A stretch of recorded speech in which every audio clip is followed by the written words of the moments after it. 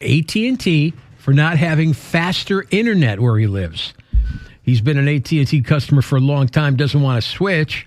He's having trouble streaming, and he knows a lot of younger people in his neighborhood who need a better connection for work. Now someone from the company has reached out and says they're working on it. So he bought $10,000 worth of ads to argue with AT&T. Yes, I love it. Let's listen to I this. put the ad in the paper, and believe me, it's money well spent. So I've been with AT&T from the very, very beginning. What I said. And for the last 5 years, my internet service, although I was paying for 3.5 megabytes, sometimes it wasn't only up to 1.5 megabytes. She took down all the details, and she says, we'll see what we can do. He's 90. This is his entire I don't need life. 120 beats per minute going underneath something like that. No, the audio sucks there. But you have to consider when messing with an old guy, messing with Sasquatch. Yeah. Is what I'm calling it here. You know, Okay. like the Harry Link's beef jerky or whatever. Sure, whatever you said. You do not F with old men or old ladies. You just don't do it. Because if they're one of those folks who still has the residual energy, if they reserved any in the tank, they have nothing but time. Right. And they will not let go. This dude bought $10,000 worth of ads to fight with AT&T. I love it. I love the passion and the spirit. He means business. Dude, these companies, they don't care. And I'm not picking on AT&T specifically, but in general, if your options for things are down to one, like with the case with Eversource or with our cable companies, it's Comcast, or you only have a handful of choices, they know. The companies know, and they screw you. And the problem is not the folks that you call to get help, who are never helpful and are often rude. There's nothing they can do 90% of these cases, and it's not their fault, no matter how rude they are. But there is someone to blame, and that person is hard to get to. Oh, yeah. You're not getting to him at all. So the only way to do it is to have a louder voice, or as loud a voice as you can possibly get, you know? So if someone's screwing you over, call the I-Team, because our megaphone's pretty loud. Who's the I-Team? That's us, baby. Call the I-Team. Yeah. Okay. What was it? Ask idea. Asa or Shame on You? I love those news segments where they do like shame, know your name. We're coming after you. Okay. So the I-Team, what are we going to call this? I don't know. All right. We'll call it Vengeance Face. You know, call the I hate I-Team. that name. We're not calling it that. And we're not having a If you're having I-Team. a problem with a company that is not one of our sponsors, we will attack them on your behalf. We need to move on. Story go. 2. Let's go. In case you didn't know, Mercury is in retrograde right now, which is a big concern if you're into astrology or irrelevant nonsense, if you're not. But a new survey for Valentine's Day found that 1 in 3 people have certain zodiac signs they'd never date. Least dateable are Geminis. Yeah, because they say that they're like, what's the term I want to use? They're two-faced, you know? Yeah. Like even the Gemini thing, it's like the symbol, it's 2 children, right? Right. They have 2 different kind of personalities. But I don't necessarily believe in all this stuff, but there's something to it.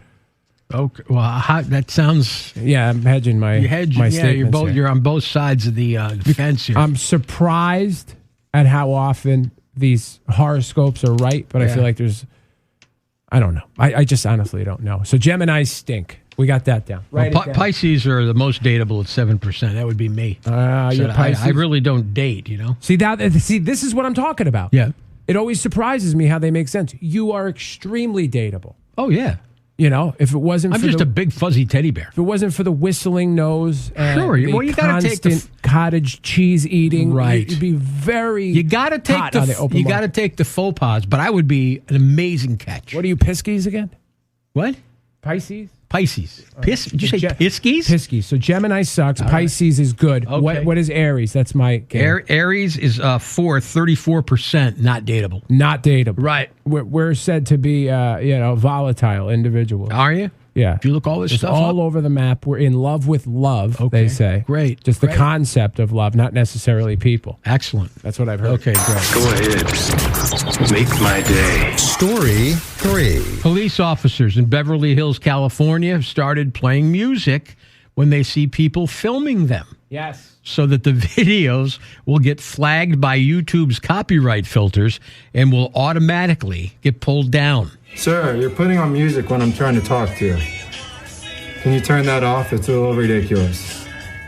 Can you please turn that off? I'm just trying to see how many people are watching us. Since I you get can't it. answer my simple question, I tried to find it myself. It's not on there, right? Well, it's not. Apparently, turned it off. What are you doing by playing music? Why are you playing music? I can't hear you. Well, then turn down your music. I can't hear you. Yeah, then turn down your music. That doesn't make sense, does it? Maybe you should put your body cam on. Maybe the body cam should have been on earlier. We're in an active crime scene, right? There's a chopper in there. Sergeant Fair's no body cam. I'm done. Done with you. I can't speak to this specific case. I don't know who's in the right, who's wrong. Neither do I. It's kind of funny that the officers playing Sublime, they were very anti-police. Right. I mean, almost every song is a reference about how the cops are bad or whatever. I'm largely with the police. You know that. You saw me wearing my police hat yesterday. Sure. So, you know, I back them. There are bad apples out there, and obviously a ton of them. And we're going through this in this country right now, trying to figure out how to do this better. The relationship between the police and the public and certain racial elements. Understand, right? Right. But the balls on this kid talking to a cop like that. Would it even have crossed your mind being a teenager or a 20-something to talk to a cop that way? I would have been shaking with fear, basically. Yeah, exactly. So would I. I mean, it's your right to speak up for yourself, but it's a general disrespect that's gone on. And the kids from Beverly Hills. Oh, the Really? rich kids? This situation happened Yeah. in Beverly Hills. You're going to tell me this is not some entitled white kid just mouthing off? I'm not going to tell you that because it is. Because it certainly sounds that way. Right. So F this guy. Okay. You know, I just don't, I don't know how we're ever going to fix anything if people don't stop acting a certain way. You have some strong opinions. Did you realize that? I really do. The police issue, and as it relates, I didn't want you to continue. I just wanted it's to make that very statement. complicated. It is Very not easy, but it would get a ton easier if entitled white 20-somethings Shut from the hell up. Beverly Hills would shut their stupid mouth. Okay, gotcha. Cool. And there you go. Finished with missed headlines here at I-95.